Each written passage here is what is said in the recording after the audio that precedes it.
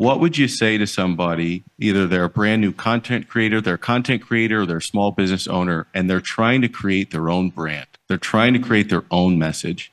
What has worked for you, Tom, in creating brands and messages that actually cut through? Because if you have been successful in attracting lots of entrepreneurs and content creators and they're listening and you've been successful at it, what would you say to people about advice for creating a brand or a message that cuts through? I feel like in the world of finance, and I'm not like, this is not kind of like a crazy braggart thing or anything like that, but in the world of finance, it is incredibly competitive, obviously. First of all, every industry is competitive, so I shouldn't make it sound like finance any different. Every industry is competitive, but you know how competitive finance is because there's, billions and billions of dollars at stake. And I feel like the reason that we have been one of the most successful boutique firms, like that's kind of like a firm that specializes in something, but that's a good size firm, is truly, it's all about know-how and being genuine. And I think it is very difficult. The most effective thing you can do is you can be genuine. Like you are what you are, and you also have to have the know-how to back it up. It's kind of like the walk thing, but if you're genuine and you have the know-how, I think people respect that. Now we've had, our model's different than anybody else because we've done something from the start that we were told would never work from the start of Tasty and also from the start of Thinkorswim, which is we created a model built around goodwill. And we were told that will never work in the world of finance because nobody ever pulled that off before. But we've pulled it off twice. Nobody else has ever tried that model, even before or since. And, so that was our niche. We tried a goodwill model. And that's not a model that people thought was scalable. That's more of like, let's call it a small business model. And we thought it was scalable and it worked. That was our differentiator, was goodwill. Can I ask you, you're doing something that most people shy away from, which is express opinions, sometimes on controversial topics as a business owner.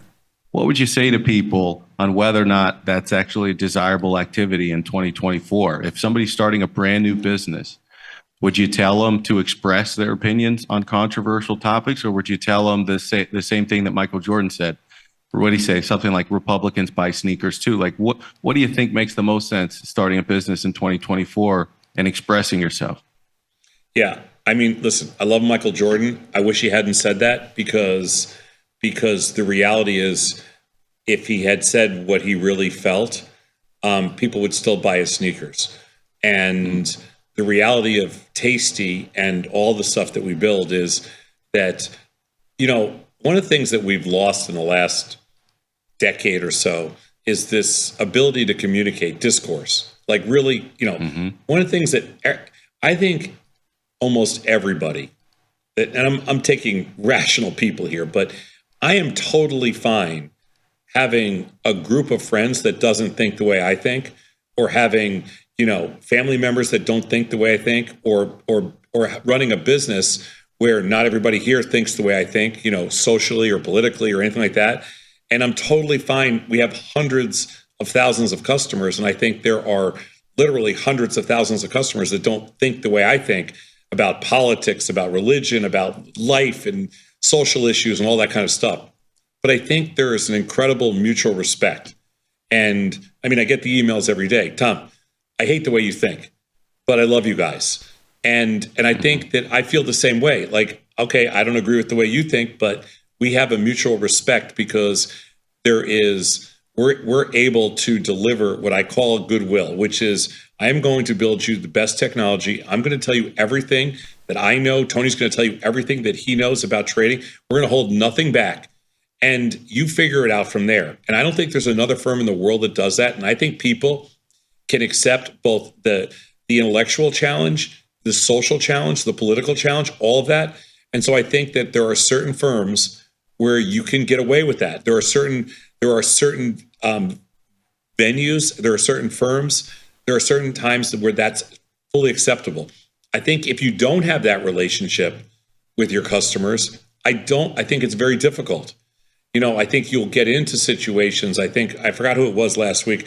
I think it was the CEO of Hims said something that was, that pissed a lot of people off. I think there are lots of CEOs out there that say things because they don't have a relationship with their customers.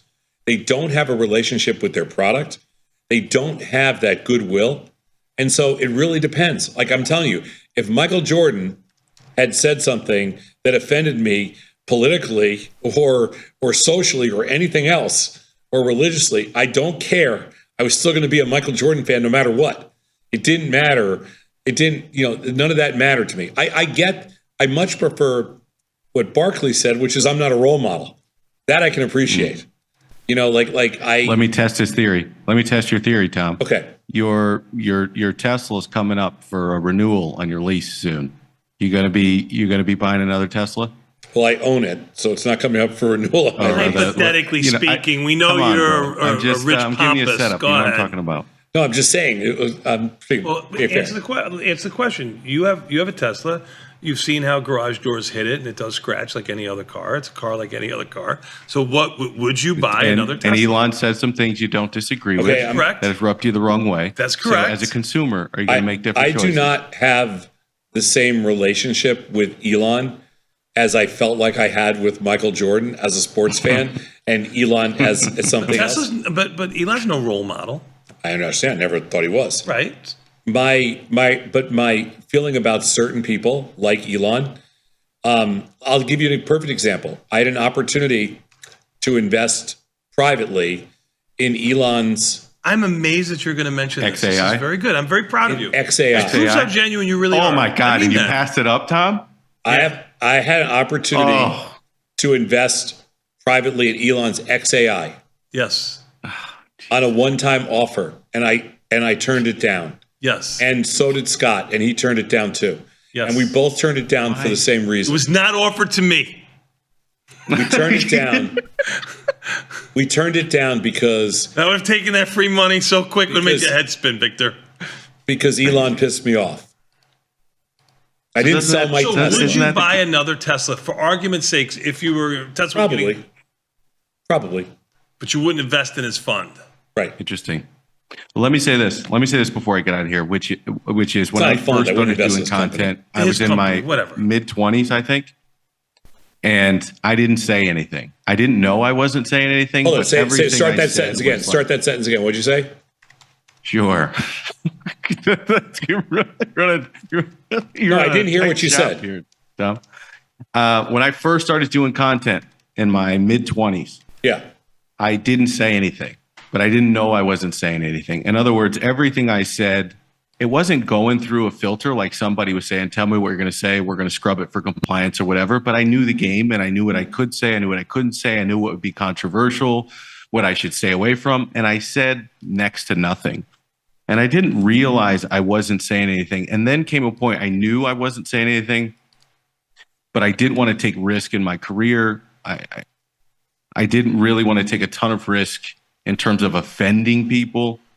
And I think the older I've gotten and some of the lessons that I've learned as an entrepreneur and a content creator and just an American citizen who enjoys the First Amendment right, I've really pivoted into expressing myself. And if there's any young people out there, this doesn't mean take the license to offend people, but expressing your opinion, I think, is really, really important, because if you don't express it and people don't give you their opinions, well, then you can't grow. You can't learn from other people's opinions. If you sit there quiet in an echo chamber, you're afraid to express yourself. You live in a world of isolation and self-censorship. You're doing yourself a disservice. You're robbing yourself the opportunity to grow as an individual and be exposed to opposing points of views. And you're robbing the world of learning from your point of view. With that, gentlemen, I will see you next time. Well said, Victor. We'll take a quick 90-second break and come back. Good job, Vic.